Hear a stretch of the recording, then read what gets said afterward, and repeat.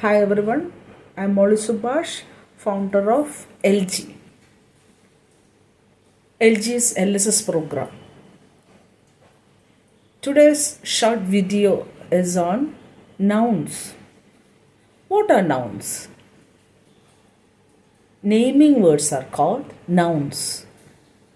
Name of a person, name of a thing, name of an animal, and name of a place.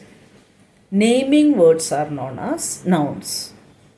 For example, Hari is tall. Hari is tall. The word Hari is the name of a person. The dog is mad. Here the word dog is the name of an animal. I live in Delhi. Delhi is the name of a place. The rose is beautiful. Rose is the name of a thing. So naming words are known as nouns. Name of anything. Place, animal, person, or a thing.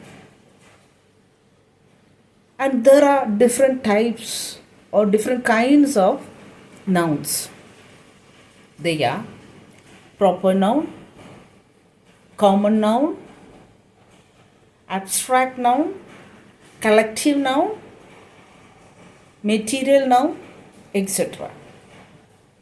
So, if you want to learn more about nouns, join in my ELL-G class. That's all for today. Thank you all.